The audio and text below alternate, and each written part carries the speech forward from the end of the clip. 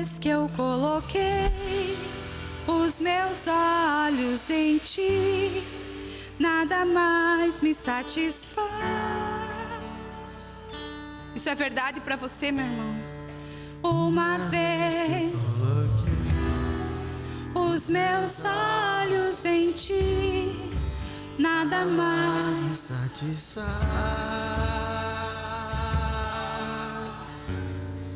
Uma vez os meus olhos em ti, conte com seu coração de uma forma tão profunda, olhando nos olhos de Jesus agora. Como igreja, uma vez nós somos apaixonados por ti, Jesus. A comunidade cristã Vida é apaixonada por você. Você é o amor da nossa história. Você nos amou primeiro e nos conquistou. Uma vez que eu coloquei os meus olhos, nós fomos fascinados por ti, Jesus. Mais uma vez. Uma vez os meus olhos em ti, nada mais me satisfaz. Uma vez que eu coloquei os meus olhos em ti, nada mais me satisfaz. Espírito Santo, eu oro para que o Senhor revele para nós cada vez mais a beleza. A beleza. Pai, que nós possamos nos encontrar aqui nesse lugar, Pai, para admirar a sua beleza, para ficar na sua presença, para contemplar a sua grandeza. Pai, que ao sairmos daqui nós possamos declarar o nome de Jesus em todos os lugares. Que nós sejamos noiva apaixonada, que só pensa em você, que só pensa no que o Senhor pensa, que deseja saber os seus pensamentos sobre nós, porque eles são pensamentos de paz e não de mal, para nos dar o fim que desejamos. E nós vamos encontrar o Senhor, nós vamos buscar e encontrar o Senhor quando nós buscarmos de todo o nosso coração. Pai, que nós possamos colocar toda a nossa atenção à sua presença, à sua voz, a sua movimentação nesse lugar. Uma vez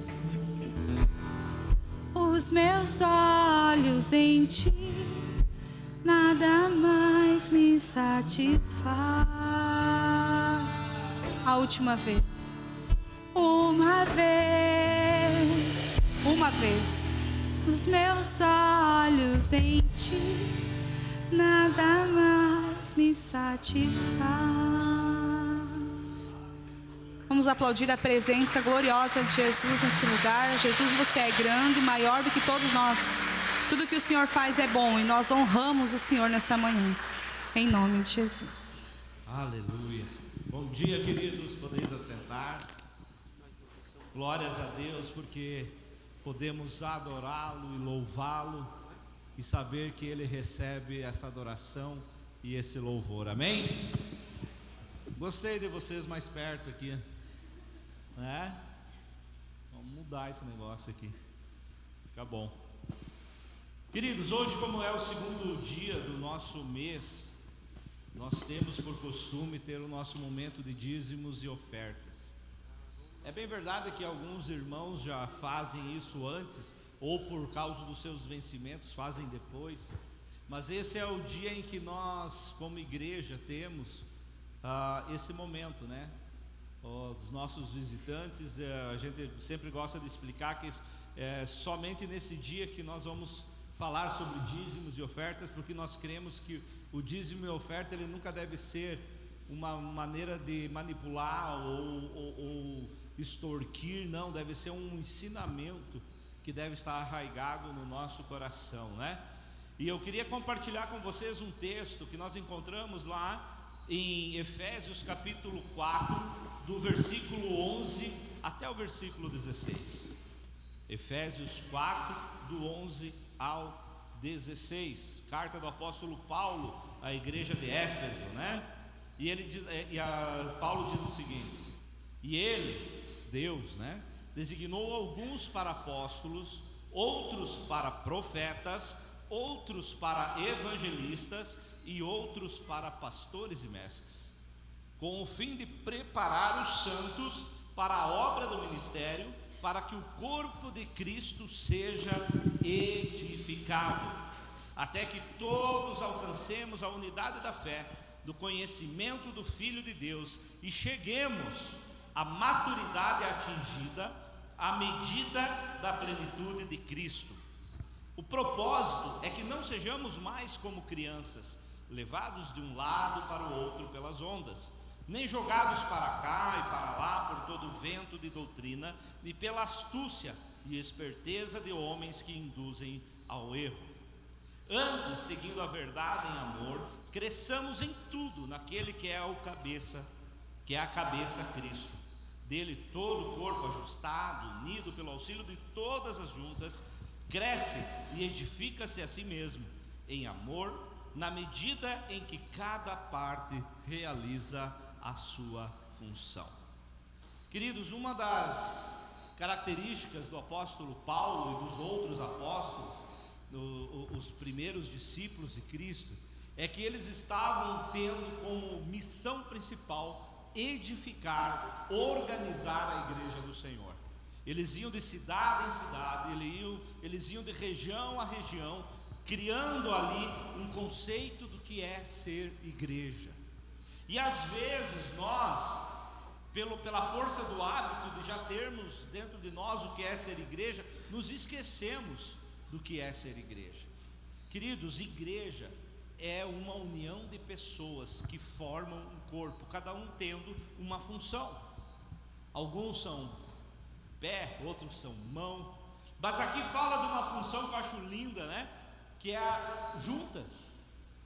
Sabe, tem pessoas que têm essa função de unir membros. Não tem aquela pessoa que liga um com o outro, que é a ponte para relacionamentos. E às vezes a gente não dá bola para as juntas, né? Até que comece a doer, até que começa a ficar difícil, né? Mas o que eu queria chamar a atenção, olha só, a Bíblia diz aqui nesse texto que Deus deu a alguns, Ele deu para quem? Para a igreja, alguns como para pastores, mestres, apóstolos, evangelistas. Ele deu para a igreja. Veja só, você pode não acreditar, mas o pastor Paulo, eu, o Rude, a Jaque, a Andréia, a Thaís, os nossos irmãos, nós somos presente de Deus para você. Sabe, e isso não nos deve encher de orgulho, de arrogância ou prepotência, mas de temor. Porque veja só, é um presente para a igreja para cumprir uma função. Não é um presente, um bibelô que nós colocamos lá na estante e olhamos de vez em quando, tiramos o pó e só serve para isso. Não, pastores, e aqui a gente vai acabar simplificando, chamando de pastores, né? Eles são um presente para a igreja para trazer maturidade para a igreja. Veja só, não é para... Veja só, a principal função não é orar, a principal função não é dizer o que você tem que fazer, a principal função não é fazer com que você obedeça a Ele, não, a função é trazer maturidade. E diz assim que até que nós cheguemos à estatura de Cristo, à medida de Jesus Cristo, a maturidade dele. E qual que é a maturidade? Qual que é o exemplo dessa maturidade? É viver em comunhão, em comunidade. O maior exemplo de uma maturidade dentro de igreja é nós poder nos relacionar como igreja, um cuidando do outro, um pensando no outro, um vivendo pelo outro. Porque quando nós somos imaturos, nós somos egoístas. Ou você acha que um bebê vai pensar que se ele chorar alto de madrugada, ele vai incomodar o pai e a mãe que tem que trabalhar no outro dia? Ele só vai chorar, porque está nele a necessidade de comunicar a sua dificuldade, porque ele é um ser ainda imaturo e egoísta. Parece ruim falar isso de criança, né? Mas é a realidade. E eles vão crescendo e criando maturidade. E aí nos tornamos pais quando estamos maduros. E quando somos pais, então muitas vezes nós engolimos as nossas dores para não incomodar a nossa família, não é assim? Nós suportamos a dor para fazer o almoço, nós suportamos a dor para ir trabalhar, para trazer condições para a nossa família, e isso é maturidade. Queridos, ao resumo de tudo, o que eu quero dizer para você: maturidade é quando nós assumimos a responsabilidade de ser igreja. E a oferta e os dízimos nada mais é do que isso. Eu poderia vir aqui dizer para vocês que existem promessas para quem é fiel no dízimo e na oferta, e existem promessas. Eu poderia dizer para você aqui que aquele que semeia pouco, colhe pouco, mas o que semeia muito, colhe muito, porque é verdade, e a Bíblia também fala sobre isso. Mas eu queria hoje chamar a atenção de cada um de nós para sermos maduros e assumirmos esse compromisso nosso com a igreja, com essa comunidade, de um cuidar do outro, de um ser bênção na vida do outro, dessa igreja ser relevante àqueles que precisam de alguma coisa, sabe? E uma das maneiras que nós temos de fazer isso é ofertando e entregando o nosso dízimo. Mas nós entendemos que existe bênção quando fazemos isso. E o maduro não é aquele que faz pela bênção. O maduro não é aquele que oferta para ser próspero. É aquele que entende que já é próspero e por isso oferta. Amém? Que nós possamos atingir a maturidade de Jesus Cristo, a maturidade de sermos filhos dele, a maturidade de olharmos para o próximo, a maturidade de cuidarmos do coletivo, da igreja do Senhor. Queria que você se colocasse em pé nesse momento. Nós vamos estar orando pela tua vida financeira, pelos teus negócios, pelas tuas necessidades. Se você precisa de emprego, coloca diante de Deus. Ou talvez você precisa de um milagre nessa área financeira, coloca diante de Deus. Nós acreditamos que Deus tem o poder para abrir portas, para apontar caminhos e para cumprir com o seu propósito. Você acredita nisso? Amém. Amém? Querido Deus, eu quero colocar essa igreja, essa comunidade que tu levantasses ao Senhor para ser chamada de sua. Eu quero colocar diante de ti, ó Pai, cada um, Deus, desse lugar, cada família, cada indivíduo, ó Pai, que talvez necessite de alguma coisa, que nós possamos ser aqueles que olham para a mesa e não são gratos apenas por poder nos alimentar dela, mas também por poder olhar e saber que podemos ser bênção na vida de alguém, compartilhando. Abençoa, Senhor, abençoa os empregos, os negócios, abençoa, Deus, a organização financeira do teu povo. Abençoa, Senhor, aquilo que o teu povo tem como sonho, ó Pai, até mesmo como promessa, Senhor, e que passa por essa condição das finanças. Eu declaro, Senhor, que nós somos, sempre fomos e ainda seremos ainda mais prósperos como igreja. E essa prosperidade não é para que venhamos destruir celeiros e construir novos, não, é para que eu e os meus irmãos, para que nós como igreja possamos ser bênção na vida de outros. Eu declaro, Senhor, uma porção de fé para aqueles, ó Pai, que ainda têm dificuldade em ser generosos, para aqueles que ainda têm dificuldade, ó Pai, de viver de forma, Senhor, que a fé seja o nosso sustento. Abençoa e guarda o teu povo.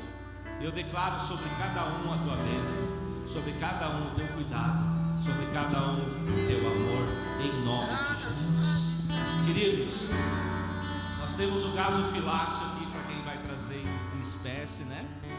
Temos o QR Code também atrás das cadeiras. E nós pedimos para você, assuma essa responsabilidade. Nós estamos com a igreja com várias demandas e Deus colocou você aqui com uma razão, de ser bênção também nessa comunidade e dessa comunidade ser bênção na tua vida. Fica à vontade, Deus abençoe grandemente a tua vida.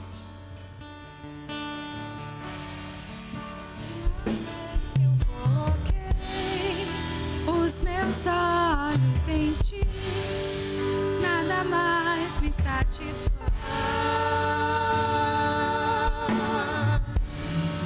Uma vez que eu coloquei em ti, nada mais me satisfaz. Uma vez que eu coloquei os meus olhos, nada mais me satisfaz. Uma vez que eu coloquei os meus olhos em ti, nada mais me satisfaz. Amém. Quem acredita aqui que Deus vai prosperar você? Amém? Viva por essa visão. E prosperidade não é só dinheiro do bolso, é saúde no corpo, é paz dentro de casa, é confiança no amanhã. Amém? Quero ver se alguém nos visita pela primeira vez, hoje, pela manhã. Alguém nos visita? Levanta sua mão, todos de casa. Aqui, seja bem-vinda, que Deus abençoe grandemente a tua vida. Você vai receber um cadastrinho aí, nós queremos conhecer melhor vocês e saber que Deus cuida de vocês e saber que vocês fazem parte também da nossa vida. Eles são bem-vindos, gente? Amém? Glória a Deus. As crianças, amém? Vamos orar por elas. Lembrando, gente, que nós temos, você está vendo a igreja aí num layout diferente. Hoje nós temos a feijoada. Se você ainda não comprou o ingresso, né, nos ajude também nessa empreitada. Precisamos fazer mais coisas e essa é uma maneira também de abençoar a tua vida com um alimento saboroso e você nos auxiliar financeiramente também. R$40 por pessoa. Se você não tem onde almoçar, se você nem sabia, já fique aí e compartilhe conosco. Querido Deus, eu quero abençoar os nossos filhos. Cuida deles, abençoa, guarda, que eles cresçam protegidos e abençoados, para que eles possam desbravar onde nós não conseguimos ir, que eles possam, Senhor, alcançar aquilo, Deus, que Tu prometesses, talvez a nós, para que se cumprisse neles. Cuida do coração e da vida, da saúde e graça, em nome de Jesus. Amém. Amém. Deus abençoe. Gente, o Ministério Infantil está sendo reformulado, estamos tentando melhorá-lo, né?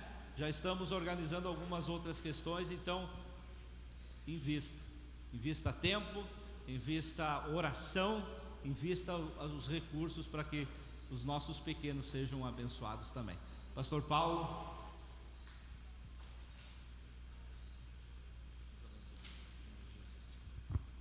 Amém. Bom dia para os irmãos. Paz de Cristo, amém? Quero te convidar a abrir a sua Bíblia comigo. Primeiro livro da Bíblia, livro de Gênesis.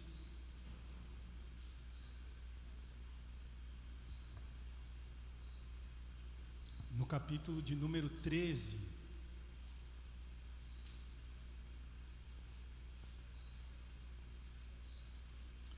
Nós faremos a leitura do verso 1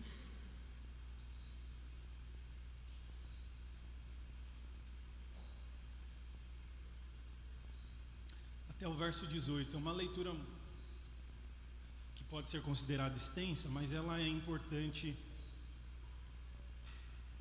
para o contexto da mensagem. Gênesis 13, do 1 ao 18. Os irmãos encontraram? Amém. O tema dessa mensagem é: para onde eu tenho olhado?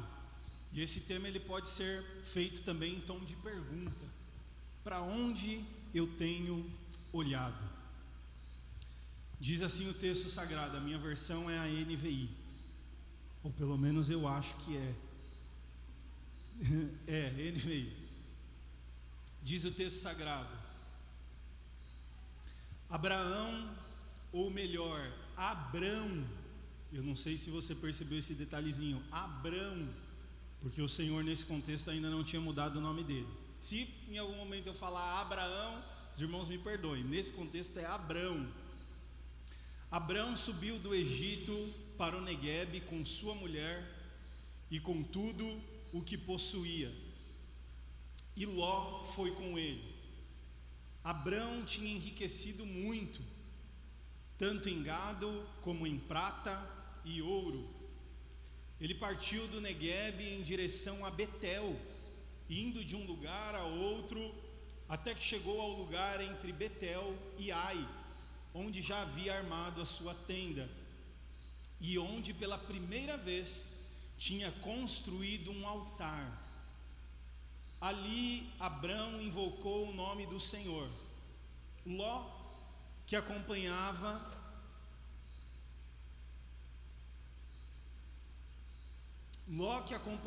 Abrão, também possuía rebanho de ovelhas, gado e tendas. Verso 6. Ambos não podiam habitar juntos, porque possuíam tantos bens que a terra não podia suportá-los. Por isso surgiu uma desavença entre os pastores de rebanhos de Abraão e os de Ló.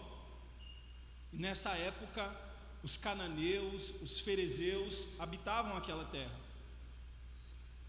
Então Abrão disse a Ló: não haja contenda entre mim e você, ou entre os seus pastores e os meus, afinal somos parentes próximos. Não está a terra diante de você? Vamos separar-nos. Se você for para a esquerda, irei para a direita, e se for para a direita, irei para a esquerda. Então Ló ergueu os olhos e viu toda a planície do Jordão em direção a Zoar. Era bem irrigada, como o jardim do Senhor, como a terra do Egito. Era assim antes do Senhor destruir Sodoma e Gomorra. Ló escolheu toda a planície do Jordão para si e partiu na direção leste. Assim, os dois se separaram. Abrão morou na terra de Canaã, mas Ló morou entre as cidades da planície, mudando seu acampamento para próximo de Sodoma. Ora, os habitantes de Sodoma eram perversos, extremamente pecadores contra o Senhor. O Senhor disse a Abrão, depois que Ló se separou dele: daí onde você está, levante os olhos para o norte, para o sul, para o leste, para o oeste. Toda a terra que está vendo darei a você e a sua descendência para sempre. Tornarei a sua descendência como pó da terra. Se alguém pudesse contar o pó da terra, também poderia contar a sua descendência. Vá, percorra esta terra de alto a baixo, de um lado a outro, porque eu a darei a você. Então Abrão mudou o seu acampamento e morou próximo aos carvalhos de Manre, em Hebrom, onde construiu um altar dedicado ao Senhor. Senhor, nós te agradecemos por essa manhã de louvor, de adoração. Bom para nós é estarmos nesse lugar, nesse ambiente, envolvidos nessa atmosfera de adoração, desejosos por te conhecer mais e mais e sermos cheios do teu Espírito Santo. Pai, nesse momento de sermos instruídos, exortados e consolados pela tua palavra, fale conosco. O Senhor conhece o nosso coração, conhece as nossas demandas, inquietações, frustrações, dificuldades. Fale conosco, Pai. Não apenas pelo desejo do nosso coração de te ouvir, mas pela necessidade que temos de te ouvir. Fale conosco por meio da tua palavra, porque ela é lâmpada para os nossos pés e luz para os nossos caminhos. É o que nós te pedimos, em nome de Jesus. Amém. Para onde eu tenho olhado? Eu não sei se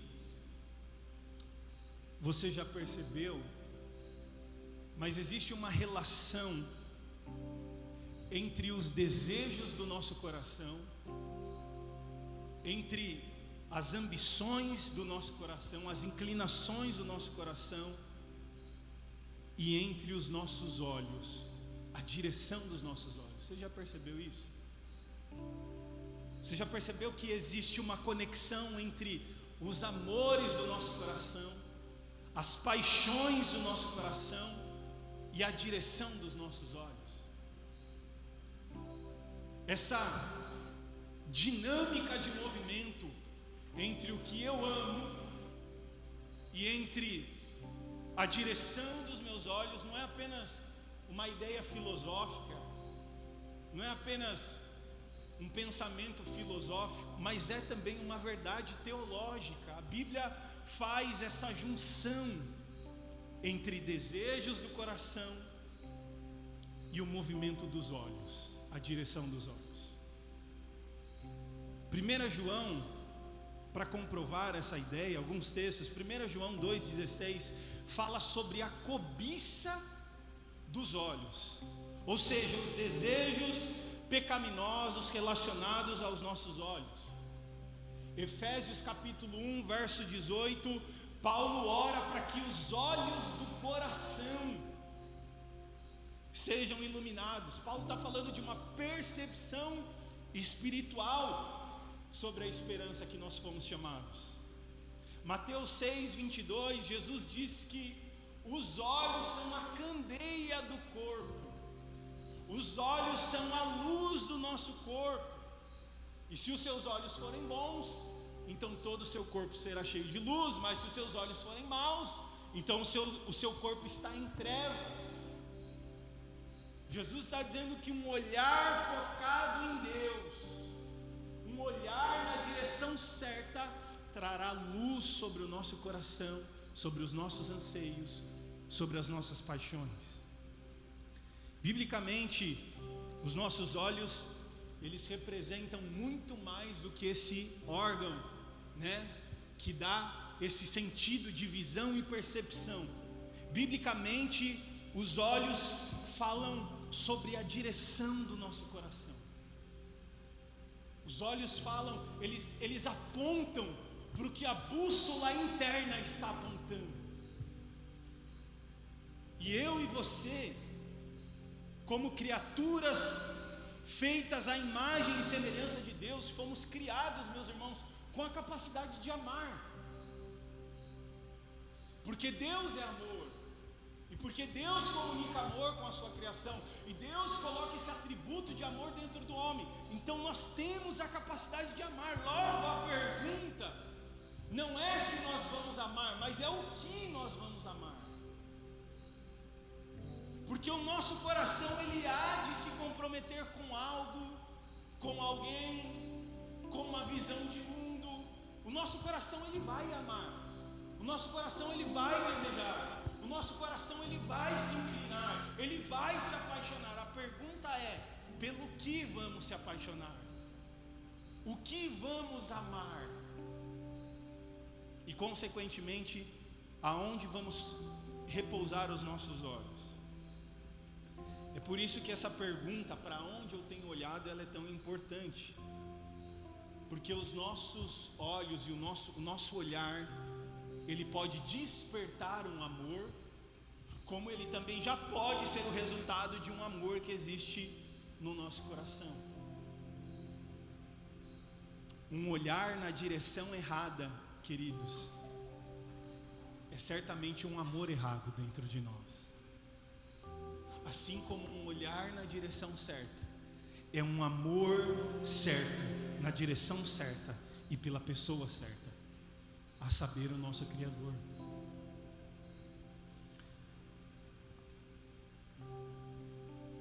Qual é o contexto de Gênesis 13? A gente precisa dar uma voltadinha no capítulo 12, aonde a Bíblia vai dizer que Abrão, ele recebeu um chamado da parte do Senhor. Você já deve ter lido ou ouvido sobre isso. Sai da sua terra, sai do meio da sua parentela, sai da casa de seu pai e vá para um lugar que eu ainda lhe mostrarei. A Bíblia vai dizer que Abrão, ele obedece ao Senhor, e nessa peregrinação de sair da sua casa, sair da casa do pai, rumo a uma terra separada por Deus, a Bíblia vai dizer que ele levou consigo a sua esposa Sarai, que nesse contexto ainda era Sarai, Deus ainda não havia trocado seu nome por Sara. E Abrão também levou consigo um sobrinho chamado Ló. Basicamente, do capítulo 12 ao capítulo 13, a viagem deles foi mais ou menos a seguinte: eles passaram por Canaã, e a Bíblia vai dizer que houve grande fome em Canaã. Então Abraão decide descer ao Egito, e lá no Egito, o faraó, sem saber que Sarai era sua mulher, deseja tomá-la para si como sua mulher. A Bíblia vai dizer que Sarai era uma mulher formosa, e Abraão faz um combinado ali com ela: olha, se alguém perguntar o que nós somos, diga que eu sou seu irmão, porque senão alguém vai me matar para ficar contigo. E essa é a ideia. Faraó coloca os olhos em Sarai e deseja tomá-la para si como mulher. A Bíblia vai dizer que a consequência disso é que Deus feriu, Deus castigou a terra do Egito com pragas. E o faraó, percebendo essa desgraça, disse: homem, o que tu fez comigo? Devia ter falado que a mulher é tua. Agora faz o seguinte: pega a tua mulher, pega o teu sobrinho, pega um bocado de jumento, pega um bocado de ovelha, pega algumas coisas aí, pega alguns servos, alguns escravos, e saia da minha terra agora. E então nós chegamos no capítulo 13, onde o texto vai dizer que Abrão, junto com Sara e Ló, eles vão em direção ao Negueb. E por que essa descrição do lugar, essa geografia, ela é importante nesse contexto? O Negueb é uma parte sul da Palestina, e é uma região com poucas chuvas, pouco recurso de água. Existe naquela geografia muitas restrições para quem vive da agricultura, por exemplo. Então você pensa que agora Abrão e Ló, eles estão enriquecidos, cheio de gado, cheio de ovelha, cheio de rebanhos, e eles vão para um lugar que é difícil de plantar, é difícil de criar o gado. Eles estão ricos, estão abastados. A Bíblia fala, por exemplo, de ovelhas, bois, jumentos, jumentas, camelos. E aquela porção de terra em que eles se estabeleceram já não comportava mais a riqueza de Abraão e a riqueza de Ló. Eram tantos animais, era tanto gado, que aquela porção de terra não comportava eles morando no mesmo lugar. Então há uma discussão entre os pastores que cuidavam do gado de Abrão e entre os pastores que cuidavam do rebanho de Ló, justamente porque eles não comportam, aquela terra não comporta.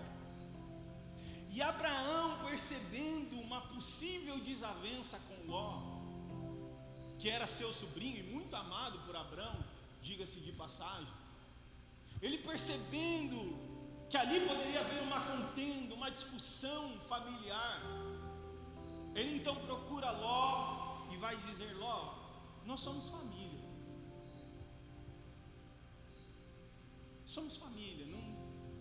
não vale a pena. Faz o seguinte: a terra inteira está diante de você, vamos se separar, escolha para onde você quer ir, de modo que se você for para a esquerda, eu vou para a direita, e se você for para a direita, eu vou para a esquerda. E então, diante dessa proposta, Ló, ele toma uma decisão, que está no verso 10, e eu gostaria que você fizesse a leitura comigo. Gênesis 13, verso 10. O texto diz assim: então Ló ergueu os olhos e viu toda a planície do Jordão em direção a Zoar. Era bem irrigada, como o jardim do Senhor, como a terra do Egito, apenas até aí.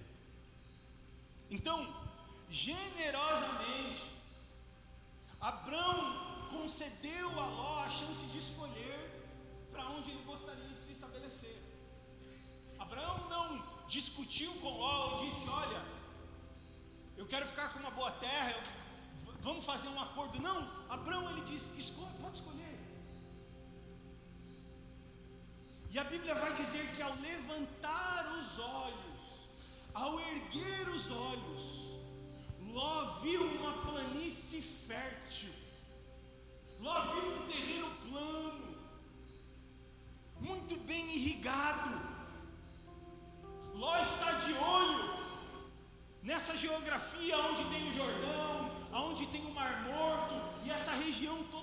irrigada. Ló vê um lugar com abundância de águas. Haja vista, eles estão no Negueb, um lugar seco, um lugar sem provisão, um lugar difícil de se criar o gado. E eles acabaram de voltar do Egito, que também era um lugar abundante nesse contexto.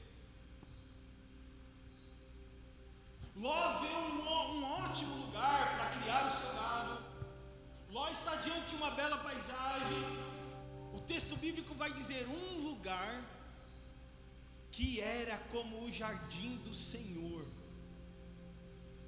Ló está diante de uma oportunidade única de criar o seu gado, de se estabelecer, de criar a sua família, de criar os seus filhos.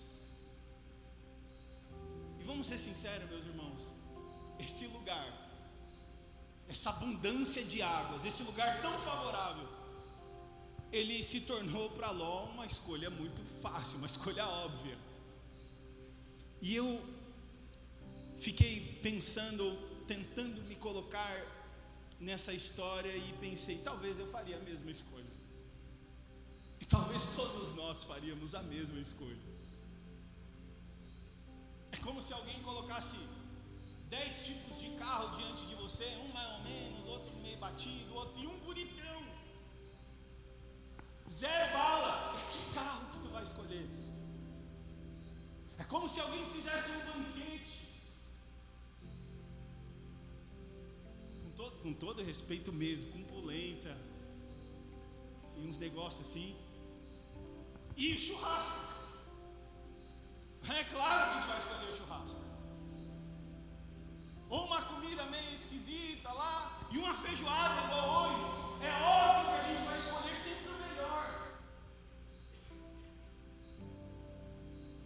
Só que essa escolha aqui, aparentemente era perfeita, se tornou a pior decisão da vida de Ló. Uma decisão que comprometeu a sua casa e destruiu a sua família. Uma decisão que acabou com a sua casa. A Bíblia vai dizer que Ló escolhe as cidades das campinas. Ele decide morar nas cidades de Sodoma e Gomorra. E por que essa decisão foi tão ruim? O que havia nessa cidade, se aparentemente isso era tão bom? Capítulo 14 de Gênesis vai dizer que houve guerra nessas cidades, e logo de cara Ló se tornou um prisioneiro. Ló foi sequestrado, depois resgatado pelo seu tio Abrão. O capítulo 18, verso 20 e 21 vai dizer que o Senhor decide destruir aquelas cidades, porque o seu pecado havia se agravado muito. 2 Pedro 2, 7 e 8 vai dizer que Ló se afligia com o procedimento libertino dos que moravam naquele lugar. A Bíblia vai dizer que eles não tinham princípios morais. Todos os dias a alma de Ló se atormentava por causa das maldades que ele via e ouvia. Capítulo 19, verso 5, a Bíblia vai dizer que Ló recebeu a visita de 2 anjos, inclusive indo avisá-lo de que as cidades vão ser destruídas. Ló, o Senhor vai destruir, o Senhor vai acabar com tudo, porque o seu pecado chegou diante do Senhor.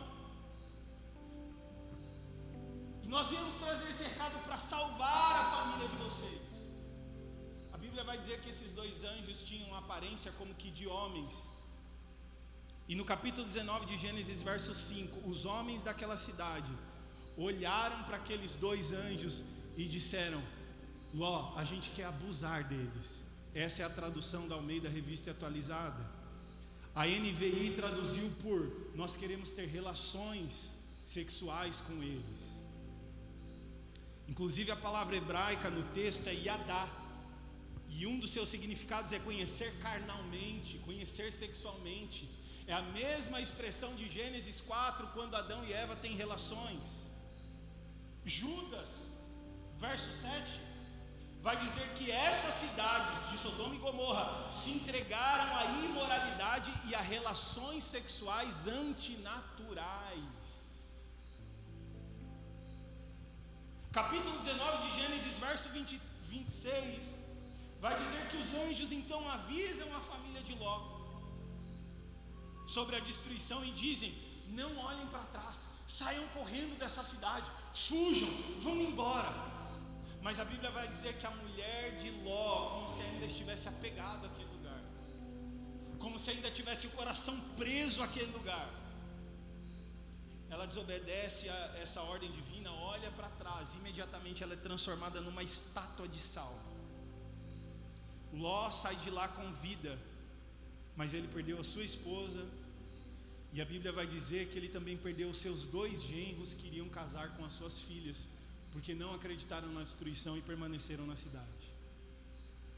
Um homem casado com 2 filhas, prestes a casar, sai da cidade sem a mulher e só com as 2 filhas.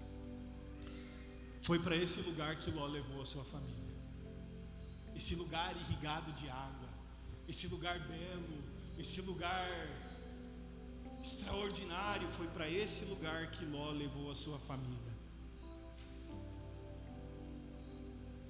E eu entendo, queridos, que Ló ele cometeu pelo menos 2 erros que eu e você podemos também cometer. O primeiro deles é que Ló está fazendo uma escolha a partir do que os seus olhos veem, a partir do que ele enxerga e julga como bom. Porque os olhos de Ló estão comprometidos com o seu próprio coração, com os seus desejos, com os seus parâmetros, quando na verdade eles deveriam estar comprometidos com o coração de Deus e com a vontade de Deus. E isso, meus irmãos, nos ensina de que nós não podemos ser guiados pela conveniência. Nós não podemos ser guiados pelas propostas, ou pelo lucro, ou pela mera aparência. O crente não vive por isso. O justo viverá pela fé. O justo viverá pela sua obediência e temor a Deus.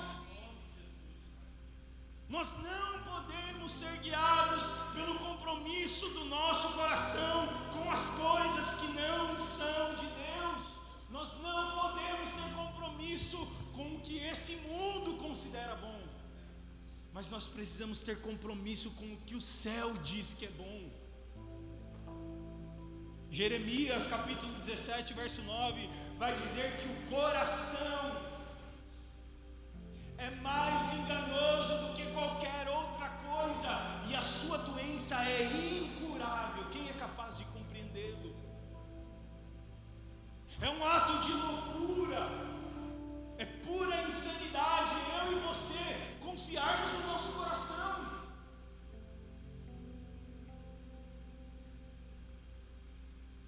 O teólogo João Calvino, ele disse que a mente humana é uma fábrica de ídolos, e isso também é o nosso coração, como o lugar das emoções, o lugar das vontades, o lugar das inclinações. Assim, meus irmãos, como Ló, se os nossos olhos estiverem na direção errada, se os nossos olhos repousarem no lugar errado, então a destruição nos aguarda.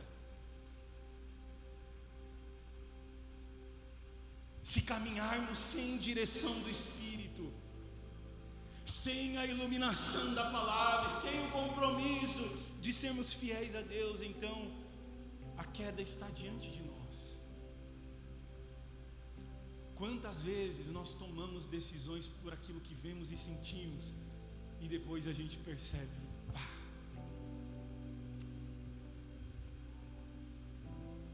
não era isso. Quem é que pode, quem vai se isentar dessa culpa, desse erro? Quem é que nunca tomou uma decisão equivocada pelo que o seu coração sente ou por aquilo que os seus olhos viram? Em segundo lugar, o erro de Ló também é não consultar ao Senhor. O texto vai dizer que após levantar os olhos, ele viu o vale do Jordão, e para Ló isso é suficiente para ele tomar uma decisão. Diante do que está vendo, a Bíblia vai dizer que ele partiu em direção a Sodoma e Gomorra. E sabe, queridos, a oração como essa ferramenta de falar com Deus, de consultar a Deus, ela não é apenas para ser usada a fim de que falemos ao Senhor das nossas necessidades. Ela também é para isso. A Bíblia fala sobre pedir, sobre clamar no dia da angústia, expressar o nosso coração, mas a oração principalmente é um lugar onde nós consultamos ao Senhor, aonde diariamente nós procuramos o coração de Deus, e quando encontramos, permitimos que o Espírito transforme o nosso coração segundo a vontade do Senhor. Também é um ato de insanidade deixarmos de consultar a Deus e confiarmos no nosso próprio julgamento, deixarmos de orar. Uma das coisas que mais nos irritam diante de um problema é quando alguém fala assim: meu irmão, acho que é bom orar, hein? Porque a gente quer fazer, a gente quer resolver, a gente acha que sabe, a gente tem resposta para tudo, quando na verdade o nosso primeiro compromisso deveria ser de colocar os joelhos no chão e dizer: Senhor, qual é a tua vontade? Porque segundo os meus olhos, segundo o meu julgamento, isso parece ser uma bênção, mas eu posso estar errado.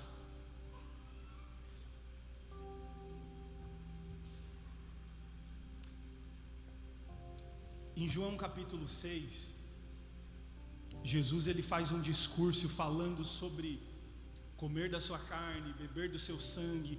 Ele está falando sobre um compromisso profundo dos discípulos com ele.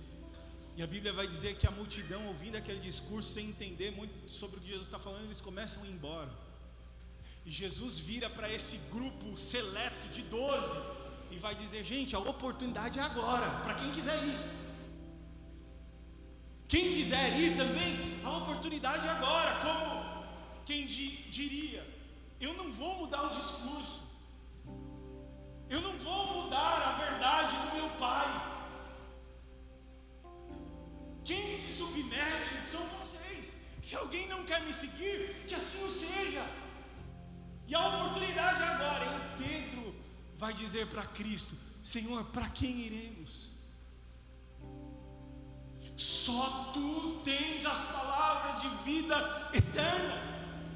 E essa deveria ser a preocupação de Ló, e essa deve ser a nossa preocupação. Para quem iremos?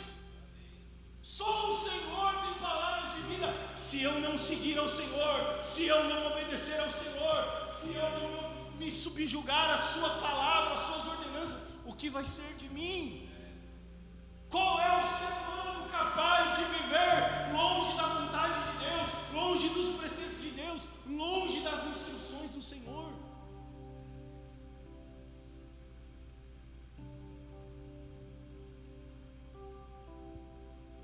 E de novo, quantos problemas não poderiam ter sido evitados se nós tivéssemos consultado ao Senhor? Quantas consequências não poderiam ter sido evitadas se estivéssemos preocupados com a vontade de Deus? Agora, ao olhar para Abraão, nós vemos um contexto completamente diferente. Em primeiro lugar, o verso de número 5, na verdade eu coloquei 5, mas é o verso 4. O texto diz: até o lugar do altar que outrora tinha feito, e aí Abraão invocou o nome do Senhor. O texto está dizendo que Abraão armou o seu acampamento em um lugar onde ele já tinha feito um acampamento anteriormente, em um lugar onde ele, pela primeira vez, tinha construído um altar ao Senhor. E agora o texto está dizendo que de novo nesse mesmo lugar, ali Abraão invocou o nome do Senhor. No Negueb, na seca, em um lugar difícil, ali Abraão invocou o nome do Senhor. E eu aprendo com isso, meus irmãos, que nós não podemos negociar, negligenciar o nosso encontro com Deus. Nós não podemos negociar a nossa vida íntima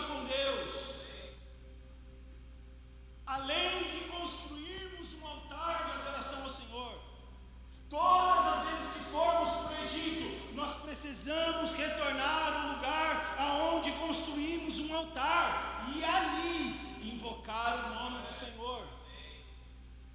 Quando Abraão desce ao Egito por causa da fome em Canaã, ele não constrói um altar.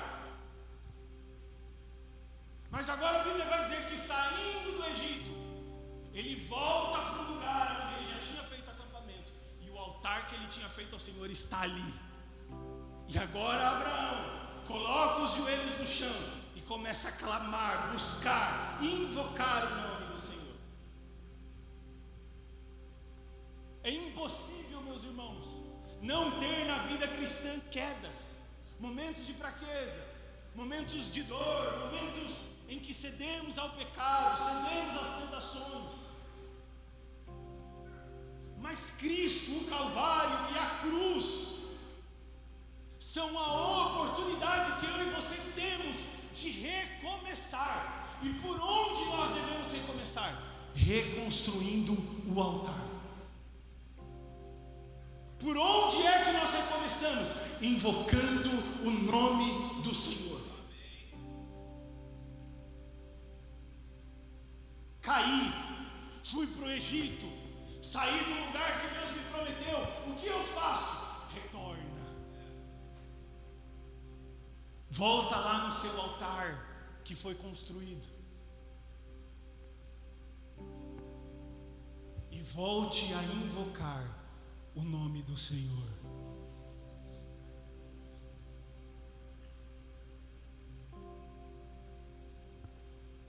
Quantas vezes o nosso altar está negligenciado?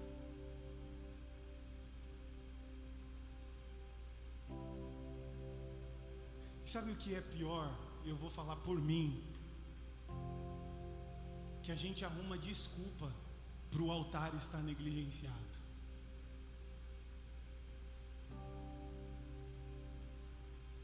Às vezes a desculpa é a nossa correria, é a nossa agenda, são os muitos afazeres. Mas a verdade, meu irmão, é que a nossa vida ela é construída a partir do altar. As nossas decisões são tomadas a partir do altar. O nosso serviço na igreja é feito a partir do altar. Casamento, família vai ser construída a partir do altar. É lá, nesse lugar que o Senhor nos espera.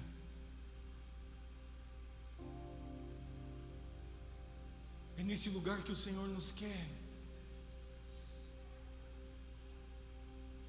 É nesse lugar que o Senhor deseja sussurrar, compartilhar coisas que ainda não sabemos. É nesse lugar que o Senhor quer preparar o nosso coração. É nesse lugar que o bom pastor nos protege das feras que tentam nos destruir. É nesse lugar que o bom pastor nos livra das tentações, nos livra dos males, protege o nosso coração.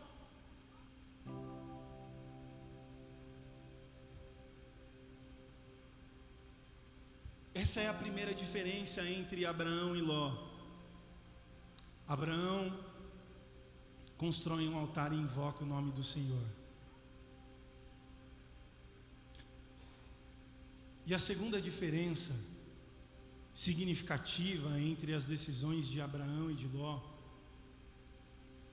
estão no verso 14 até o verso 16, se você quiser acompanhar.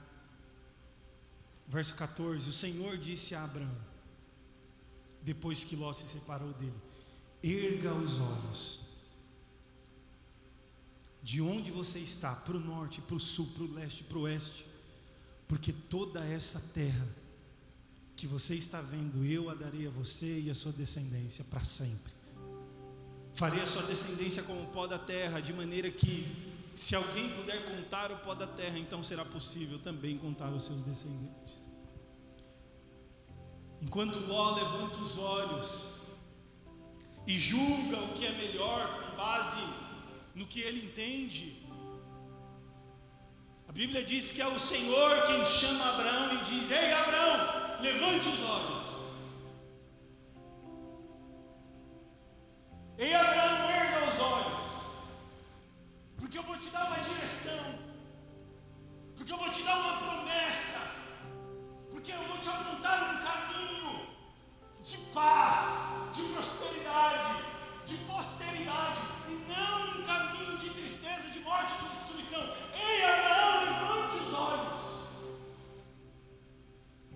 Enquanto Ló direciona os seus olhos para aquilo que o mundo tem, a referência de Ló é o Egito. Eu quero um lugar parecido com o Egito. Deus convida Abraão a levantar os olhos para ver o que o céu tem para oferecer. Abraão, olhe para o norte, para o sul, leste, oeste. Está vendo toda essa terra? Eu darei a você. Essa é a minha promessa. O texto não diz que Abraão, quando Ló levanta os olhos, como alguém que procura um lugar confortável, como alguém que procura conveniência, mas é Deus quem se manifesta a Abraão e diz: ei, levante os olhos, que eu vou fazer você enxergar o que você ainda não viu. Eu vou fazer você contemplar o que eu tenho reservado para ti. E com certeza, eu e você, meus irmãos, passaremos por essa tentação. A tentação de termos os nossos olhos voltados para o mundo, voltados para os bens, voltados para o poder. Mas Deus está nos chamando para levantar os nossos olhos e olharmos na direção certa, enxergarmos as promessas que Ele tem para nós, porque nada nesse mundo, nem o ouro, nem a prata, nem as riquezas, nada é melhor do que as promessas de Deus. Nada pode ser melhor do que aquilo que Deus tem reservado para nós. Quem sabe essa é a manhã em que Deus quer reorganizar o nosso coração, as nossas intenções, os nossos anseios. Quem sabe é nessa manhã que Deus quer recalibrar o nosso coração, para que a gente passe a olhar na direção certa. Sabe, meu irmão, tome posse dessa palavra nessa manhã. Deus tem uma direção melhor para você. Deus tem um plano melhor e maior. Mas é necessário que o nosso coração esteja comprometido com o coração de Deus.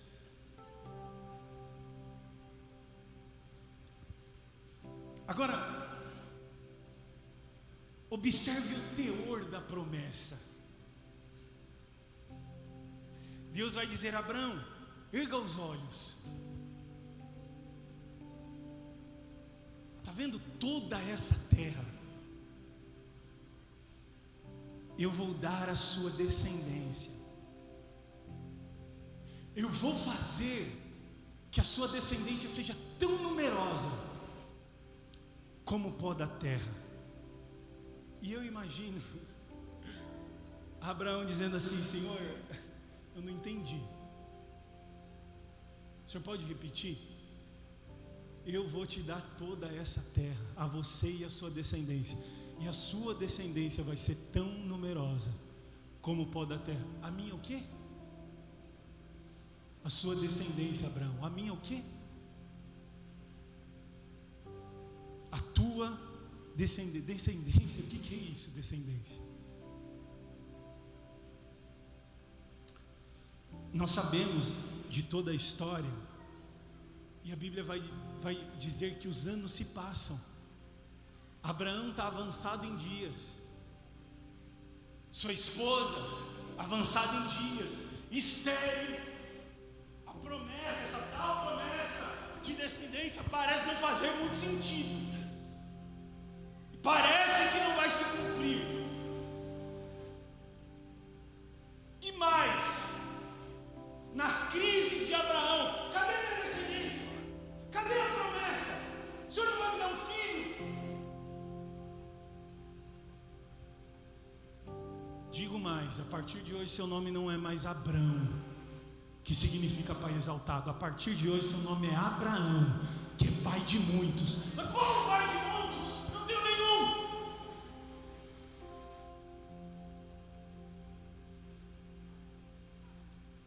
E a grande verdade é, meu irmão, que às vezes o Senhor, Ele nos faz olhar para o nada.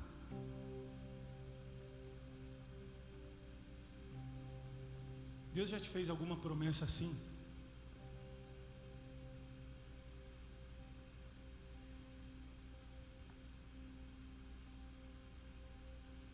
Olha, tudo isso aqui vai para a sua descendência. Mas cadê a descendência?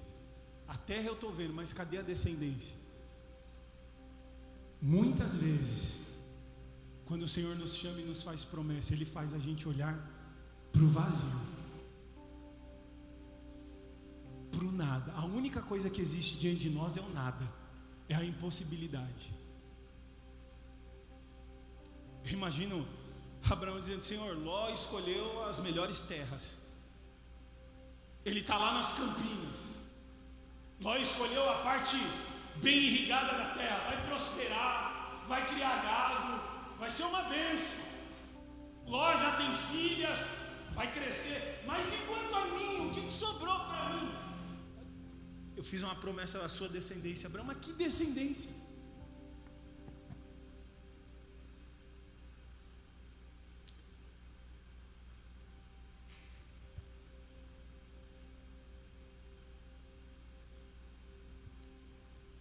O Senhor muitas vezes nos faz olhar em uma direção onde não tem riqueza, onde não tem água, onde não tem descendência, onde não tem prosperidade. A única coisa que eu e você temos para nos agarrar é na promessa.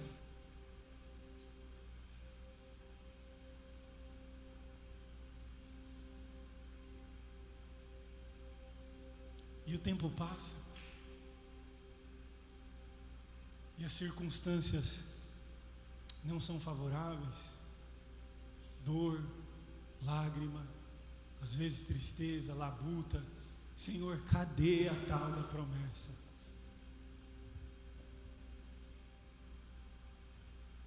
E sabe o que eu aprendi nesses períodos de escassez?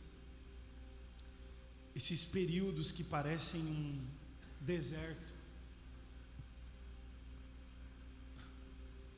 que é nesse lugar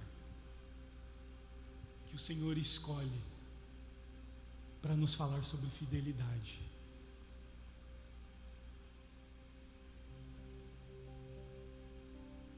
Estou dizendo que isso é uma regra, mas às vezes o Senhor nos leva para o deserto para falar de fidelidade. E não da nossa fidelidade, da fidelidade dele.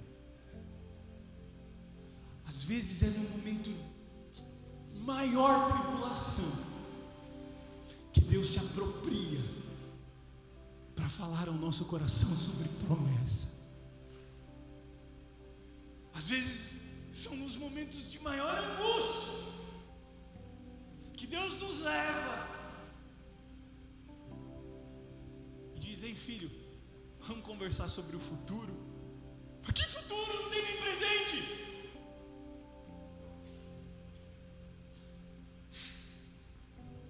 Mas que futuro? Eu não sei nem o que eu vou fazer amanhã. Eu não tenho fé nem para o hoje, quanto mais para o futuro. E o Senhor nos ensina a depender da fidelidade dele. Se tem algo que eu e você podemos confiar, é na fidelidade de Deus.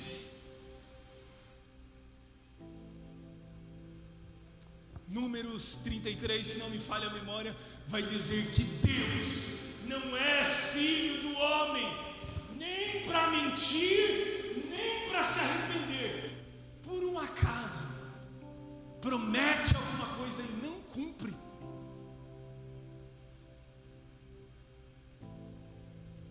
A menininha falou lá, ela respondeu não. É isso mesmo. Ela respondeu. Por um acaso Deus promete alguma coisa, meu irmão, e deixa de cumprir? E eu sei que talvez você já pensou isso, eu já pensei isso. Porque o cenário nos leva a pensar isso. Como descendência? Minha mulher não é estéril. Descendência tão numerosa como a areia da praia, eu ficaria feliz se o Senhor me desse um filho só. Não precisa ser igual a areia da praia. E está lá Abraão em crise, dentro da sua tenda, com um teto limitado. Que promessa! Quando é que isso vai acontecer? E Deus, ei Abraão, sai da tenda. Olha para o céu. Olha para as estrelas. Consegue contar as estrelas? 1, 2, 3, não dá. Assim será a tua descendência. Meu irmão, é no nada. É no meio do nada, é no meio do deserto, é no meio da escassez, que Deus nos lembra de sua fidelidade. Espera,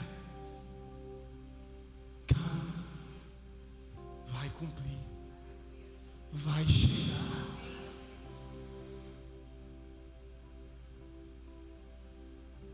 Vai chegar. Salmo 126, pastora. Quando o Senhor mudou a nossa sorte, nós estávamos como aqueles que sonham.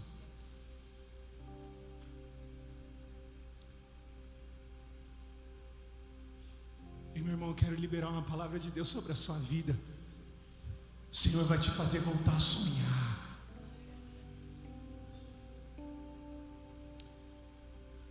Eu vejo nessa manhã como se existissem sonhos, como se existissem pessoas cavando buracos.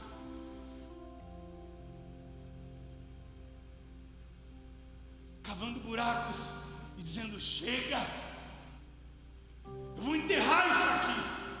Eu entendi errado. Entendi errado. Acho que foi coisa da minha cabeça.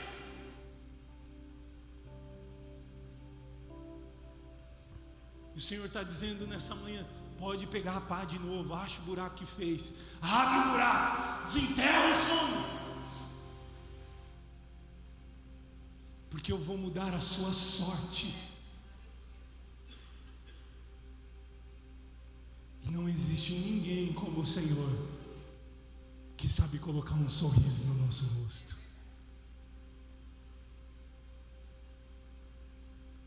Deus quer pôr um sorriso no teu rosto. Deus vai mudar a sua sorte. Deus vai cumprir as suas promessas. Fica firme.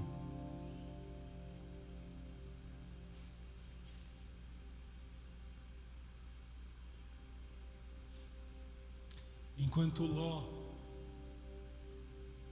julgou com os próprios olhos, a Bíblia diz que o resultado disso foi a perca da sua família. Mas enquanto Abraão ergueu os olhos por uma ordem de Deus, a Bíblia fez uma promessa de uma família: a sua descendência não poderá ser contada, Abraão.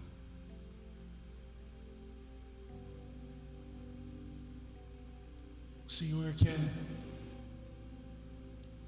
Senhor quer nos dar uma descendência. O Senhor quer nos dar uma descendência. Meu irmão, o Senhor quer te dar uma descendência. Sabe o que é descendência? Legado. O Senhor quer nos dar um legado. A história não termina em você, não. A história não termina em mim, não. A história não começou na gente também, não. A história vai além de nós. E Deus quer te usar para semear uma semente profunda em uma geração. Deus quer nos usar para deixar um legado nessa terra. vai além de você.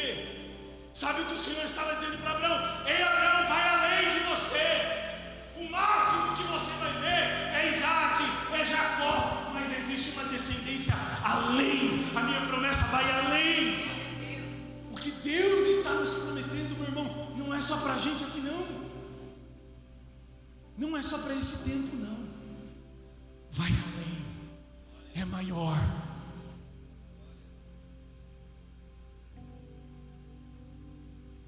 E por fim, acompanhe o verso 18, é assim que o capítulo termina. E Abraão, mudando as suas tendas, foi morar nos carvalhais de Manre, que estão junto a Hebrom, e ali edificou um altar ao Senhor.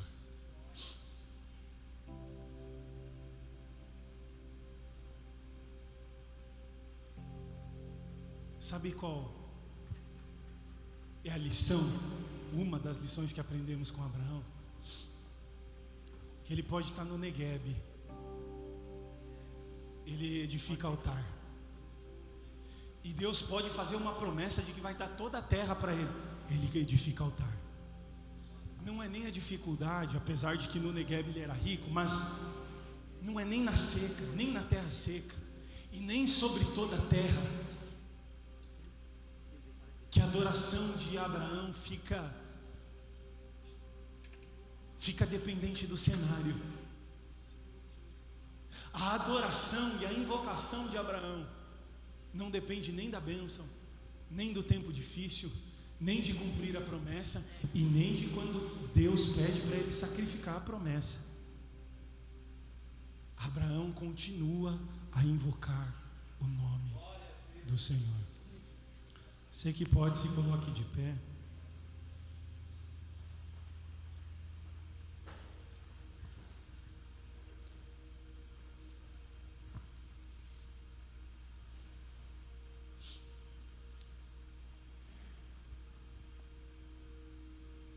Fale com o Senhor nessa manhã e pergunte a Ele: Senhor, qual é a direção que o Senhor quer que eu olhe?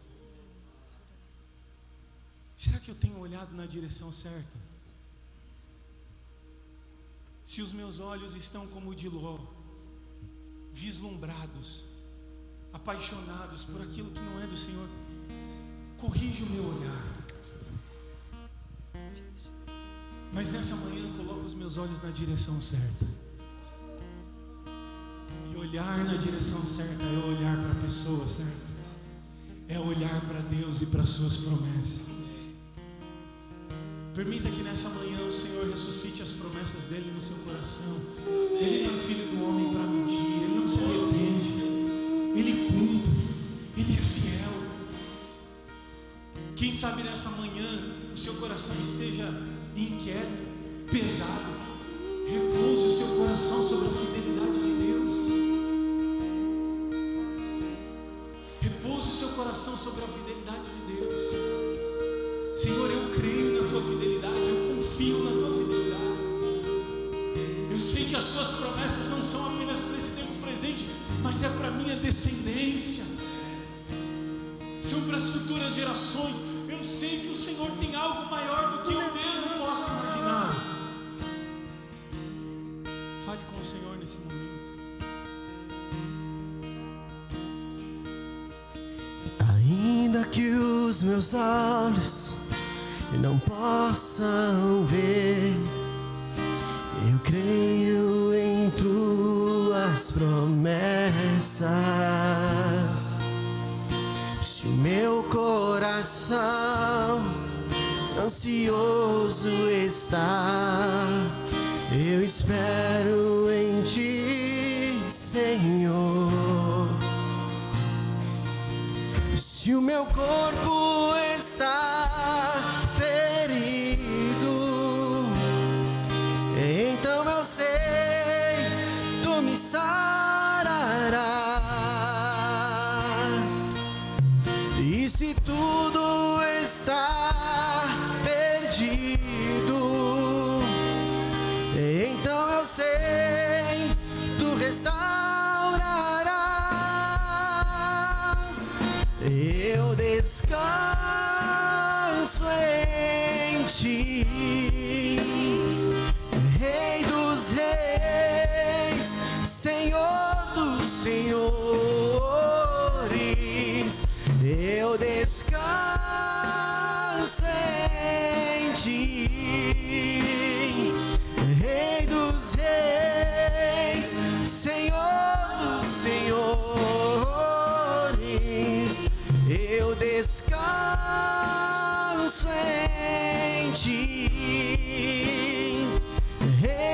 dos reis, Senhor dos senhores, eu descanso em ti, Rei dos reis, Senhor dos senhores,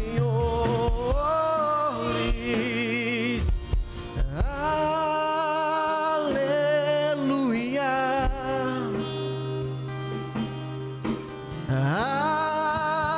aleluia,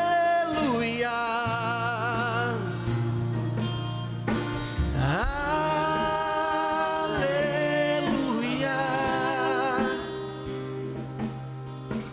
aleluia.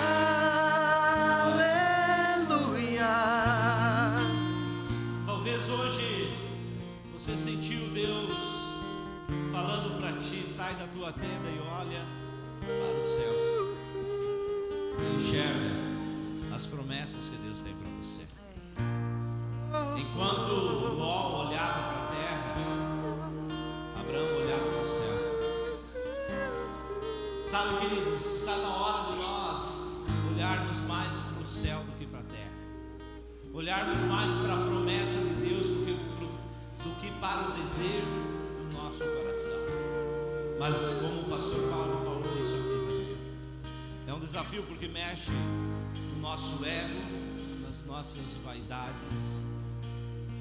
Mas o Senhor é aquele que aponta e é aquele que concede vitória também. É aquele que promete e é aquele que cumpre.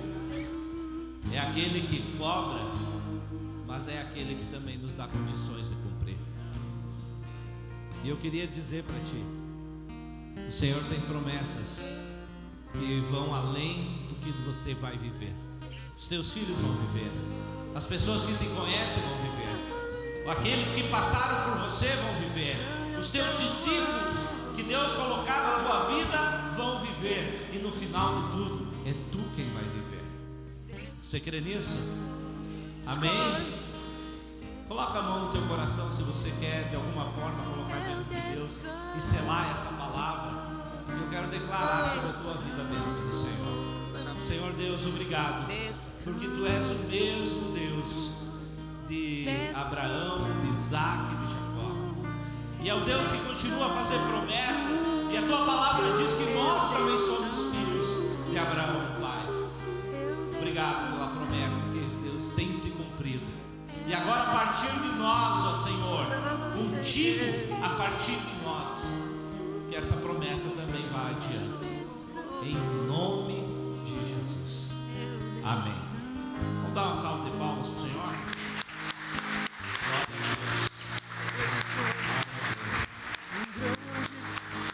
Podeis assentar, queridos. A Lídia já vai vir, mas eu quero chamar antes da Lídia, eu quero chamar o Johnny e a Maria aqui na frente. Johnny e a Maria, Grandes coisas estão por vir. Para quem não conhece, a Maria é minha filha mais Vão velha. acontecer nesse lugar. Johnny é o E eu queria que nós, como igreja, estivéssemos orando por eles, né? Vocês sabem que eles vão iniciar agora um desafio lá em Itapema, né? Um grupo, com uma célula. Que Deus, olha, Deus tem sido tão meticuloso na maneira de trabalhar, que eu acredito que hoje a palavra também foi para vocês. Olhem para o céu, olhem para o que Deus tem. E existe uma grande descendência a partir de vocês. Aleluia. Igreja, desculpa, mas eu vou pedir para vocês se colocarem em pé novamente. Estende a tua mão para cá e nós vamos orar. Querido Deus, abençoa, Deus, a Maria. Abençoa o Johnny, Senhor. Dá a eles, ó Senhor, a palavra que vem do teu coração. Sim. E sela sobre eles, ó Deus, a tua graça e o teu poder. E nós, como igreja, Senhor, nós declaramos a todo o teu cuidado. E que eles possam ser, Deus, não representantes da comunidade, não, mas representantes de Deus. Aleluia. Aqueles que vão vir, que venham. Amém. Aqueles que tu vai dar para eles, ó Pai, que eles sejam, Senhor, como Abraão, atraídos para a tua promessa. Sim. Cuida deles, abençoa o casamento, abençoa a família que eles vão constituir. Sim. Cuida deles em cada detalhe. Em nome de Jesus, Pai. Em nome de Jesus. Amém. Amém. Então, Lídia, Deus abençoe em nome de Jesus.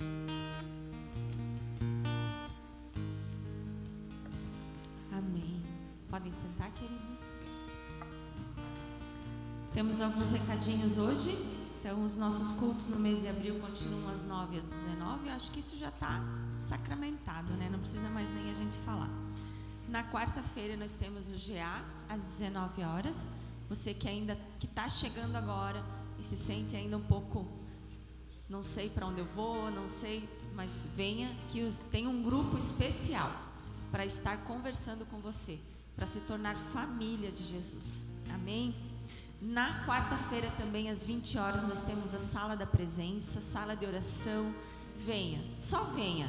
Sim, venha para orar, para falar com o Senhor, porque nós estamos orando aquilo que está no coração de Deus, e é muito gratificante.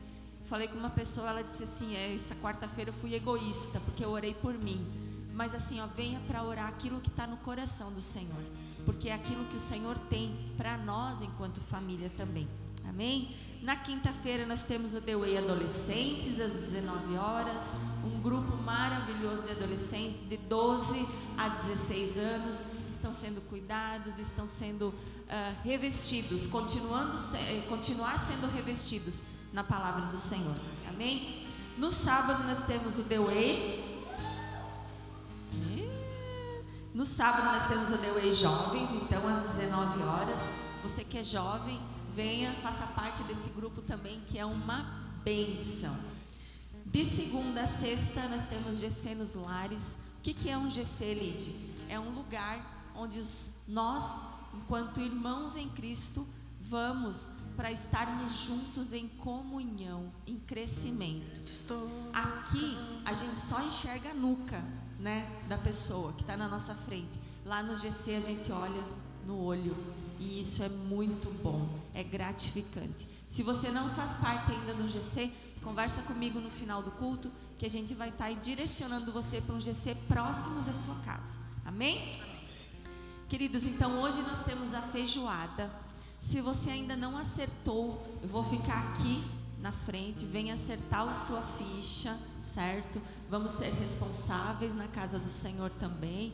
Acerte tudo bem bonitinho, e daí depois a gente vai estar junto em comunhão. Quem não quiser ficar aqui, tem para levar também, tá? Pode levar para casa para almoçar, para almoçar em casa. Tenho mais dois recadinhos, e gostaria que você prestasse bastante atenção. Dia 24 é uma sexta-feira. Nós vamos estar iniciando seria atendimento, pastora? Aconselhamento com Soso. Isso. Nós vamos estar então iniciando um aconselhamento com Soso. Para você que não sabe o que é Soso, a pastora Andréia vai falar que ela sabe melhor do que eu. Tô brincando, gente. Então, Soso é uma ferramenta que ajuda nós a falar direto com Deus e ouvir direto dele aquilo que ele quer para nós. Então, se você quer ser aconselhado através de uma ferramenta de Soso, a Lídia agora vai falar para você como é que você vai fazer. Mas é bem simples. Quem aqui já fez ferramenta de Soso? Já participou? É muito gostoso, né? É muito legal. A gente ouve direto do coração de Deus. A gente fala com Ele e ouve Ele. E você vai ver que isso é real. Então, se você quiser, precisar, ou se não quiser, não precisar, mas quiser, eu quero ter uma experiência com Deus. Esse dia é o dia para isso, tá? E assim, gente, não é... nós fizemos parte de um time, né? A pastora Andréia, nossa mentora, eu e a Fran, nós fizemos parte de um time. E não é o que nós vamos falar. Você vai falar direto, canal direto. Não que você não faça isso, mas canal direto com Deus Pai, com Jesus e Espírito Santo. Então, se você quiser, tiver interesse, fala comigo. Vão ser poucas vagas nessa sexta-feira, dia 24, tá? Mas a gente vai estar abrindo outras datas. Os primeiros que vierem falar comigo levam a chance de estar falando com Jesus. Amém? E no dia 25, é um sábado, né, pastor? Nós vamos ter o batismo, tá? Então, a gente vai fazer um pouquinho diferente o batismo, porque como nós temos 2 cultos, para montar toda a estrutura aqui, fica um pouco difícil. Então a gente vai estar fazendo o batismo dessa vez fora aqui do templo, dessas 4 paredes. E se você ainda não morreu para o mundo e viveu para Cristo, você ainda não declarou isso publicamente, esse é o momento. Não deixe passar a oportunidade. Amém? Deus abençoe, pastor. Amém, glória a Deus. Vamos orar para encerrar? Coloca diante de Deus o teu coração e a tua vida. O Senhor tem coisas lindas para nós vivermos, promessas de uma vida próspera, mas prosperidade não é o que o mundo diz que é, prosperidade é o que Deus diz que é.